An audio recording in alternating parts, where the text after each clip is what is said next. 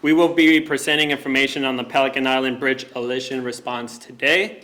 With us today is Rick Freed, Vice President of Martin Marine, also followed by Captain Keith Donahue, Commander of Coast Guard Sector Houston Galveston, Jeffrey Davis with Texas General Land Office. Mr. Reed is going to be starting us off with an opening statement. The Incident Commander of the Unified Command. Then we will open the floor. He will do a statement as well as Captain and Mr. Davis. After that, we will open it to questions. Thank you very much. Again, my name is Rick Freed. I'm the Martin Marine Vice President of the Marine Division, responsible party for the barge and towboat involved. At approximately 10 a.m. on Wednesday, the barge MMLP 321 alighted with the Pelican Island Bridge due to a break in the coupling.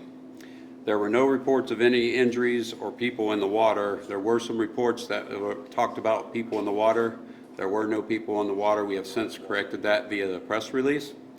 So the elision caused one of the cargo tanks to be compromised and the vacuum gas oil spilled to the water. The amount is still being determined, but the source has been contained. We're approximately on the source of the spill, probably between 1,000 and 2,000 gallons total in the water, but that number could be an estimate right now until we get the barge removed from the pier and actually survey the barge and from the actual bridge. Coast Guard Air Station Houston overflight, as well as and drones have been deployed to evaluate the extent of the oil spill. The damaged bridge is being assessed by the Galveston County Navigational District with the assistance of the Texas Department of Transportation. At approximately 10:30 yesterday, Texas A&M students, faculty, and non-essential personnel were relocated from the island. I'd like to turn it over to Captain Donahue now. Thank you. Good afternoon, everyone. My name is Captain Keith Donahue. I'm the Captain of the Port and Sector Commander for Coast Guard Sector Houston Galveston. As mentioned, we have stood up a unified command with the responsible party, the Coast Guard as a federal entity, and in the state, Texas General Land Office. Our initial priorities are protection of personnel and the citizens, protection of the environment, recovery of oil from the water, salvage of the barge, and then restoring the safety of the bridge itself. As it was just mentioned too, we're pretty confident there was much less oil introduced to the water than we initially estimated. We're estimating between 1,000 and 2,000 gallons, but we will not have details on that until we get a final survey from the vessel. We have over 200 people actively working on this response right now. We have skimmers in the water, and we have personnel in the command. We've recovered over 605 gallons of oily water mixture from the environment, as well as an additional 5,640 gallons of oil product from the top of the barge that did not go into the water. And with that, I'm going to pass it on to our state partner. Thank you, Captain. Good afternoon. My name is Jeffrey Davis. I'm with the Texas General Land Office Oil Spill Prevention and Response Division. We're here to support the Unified Command. Our goals and objectives are to get the oil cleaned up as safely and effectively as possible.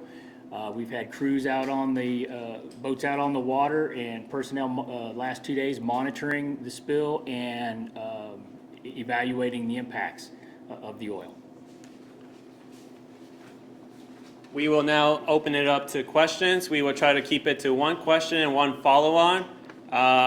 We will keep it to 10 minutes. So after that, close to the 10-minute mark, I'll say it's the last question. Please state the news agency that you're with and your name. KPRC TV, James Perry. The question is, how many people are affected by this event?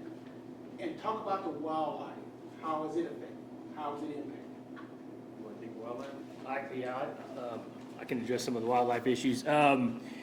We have, one of the things that we do in pre-planning is we've pre-identified sensitive sites along the Texas coast, And so those are locations that we go and preemptively boom. So we started booming those sensitive sites yesterday and continued this morning. We have had no reports of wildlife impacted. We do have a oil wildlife reporting line. I can give that to you right now. It is 832-514-9663. If we encourage anyone who sees oil wildlife to report it to that number. We do not want people to go and try to retrieve the critter and take care of it themselves. We want folks to call the number, and we have professionals on standby to go and retrieve the animal and rehabilitate it. We are starting water sampling. We also have a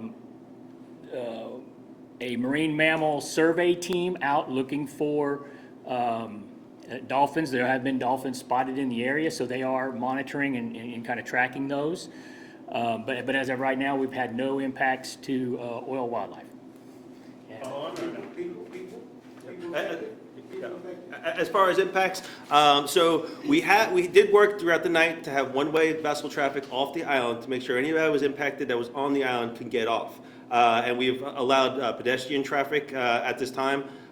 We're coordinating with folks that need to come in, back and forth, as well as emergency responders if they need to get to the island. Overall, people, Just how many people? That was the question. How many people affected by this? Oh, if we'll get that question answered to you afterwards. Thank you. Scott with Daily News. We heard yesterday that it was because of high tides and high winds that caused the barge to get away from it. But we've checked with the National Weather Service and they say that there weren't particularly high winds or high tide. Can you address that? Weather. Yeah, I'll take it. There were no high winds, or weather was not a factor at all during the coupling issue. What happened?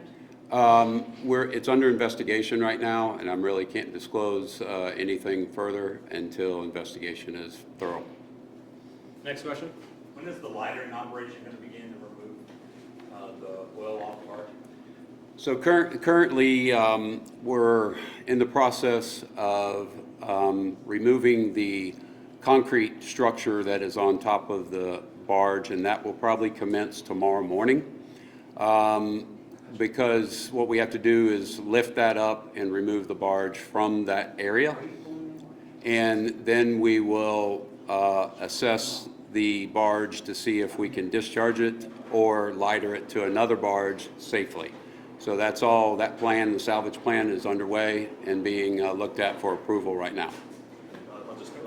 I'll just add to that too. As I mentioned, our top priority is safety of personnel. We do have weather coming through the night, so we will evaluate the situation as it turns out. Captain, also, can we ask, as my follow-up here, why it took more than 24 hours before we had something like this? There was a lot of confusion, a lot of mixed messages, different agencies responding. Why it took this long to get a centralized voice coming out on this incident? I can tell you right now, we have a unified command with a joint information set up with robust resources on scene, and we're going to make sure you get the information timely and accurate. But my question was, why it take this long? I'm Darlene Ferris with Fox 26 Houston. My question is, how long do you anticipate this bridge being out? Is it possible that it will not be reopened? And what's the plan going forward for the campus and the employees and the businesses, getting them back and forth as we progress weeks? Yeah, as I mentioned, what our priorities are right now. Our priorities are right now include getting that barge out, include doing the assessment, and then include getting the safety of that bridge assessed, and if we can get back. So that'll come, but right now is getting the barge out of there, taking care of our people, and protecting the environment. All right, Joey with Dock 45 now. What's the status of the bridge and what shape is it in currently? So until we remove the boat or the barge from the bridge, we cannot do a full safe survey of the bridge. So at this point, we're deemed it's okay for pedestrian traffic at the time, but until we move the barge out of the area, we can't do a full dive assessment. What was the capacity of that barge, and what was the amount on it? Yes, the capacity of the barge total is 30,000 barrel barge. We had approximately 23,000 barrels. There's 42 gallons per barrel. For clarification, there were some reports that there was 30,000 gallons. That was untrue. These are segregated barge with several different tanks. And the only tank that was compromised in this situation was a tank that had approximately 160,000 gallons. That was the complete risk in this situation. And the fracture of the top of the barge was by where the concrete hit the barge. It was not the hull or the structure. So that was the minimized impact of the oil leaking out of the barge. It had stopped yesterday afternoon. So that's what we currently have. And did you already say how many gallons went actually out of the barge? That's yet to be determined completely. Last two questions, right here and right here. So you can go first. John with KHOU. Did any of the bridge happen to fall into the water? And has it been removed if so? Again, once we get the barge relocated, we will be doing a full assessment of the area. That area is fairly shallow, but we will be doing assessment before any other vessel traffic goes through there. When are you expecting to? Hey, sorry, right here. Last question. Giovanni from Channel 13. Is the barge currently secure? You had mentioned weather moving through. Are there any potential risks of it moving, shifting, bridge collapse? Yes, we took preventative action due to the weather and shifting of the barge. We have a salvage company that placed a spud barge, a crane barge with spuds that actually go down into the channel. It keeps the barge from moving, and it actually spuds down. And we also have 2 boats in the area watching it so that if there's any potential moving of it, that we have it under control. Thank you for your time. That is all the questions for right now. The Joint Information Center staff and myself will be available to help you with further needs. You can reach the Joint Information Center at 409-300-3521 or by email at inquiries@pelicanislandbridgealition.com. Thank you for your time, and that's all for today.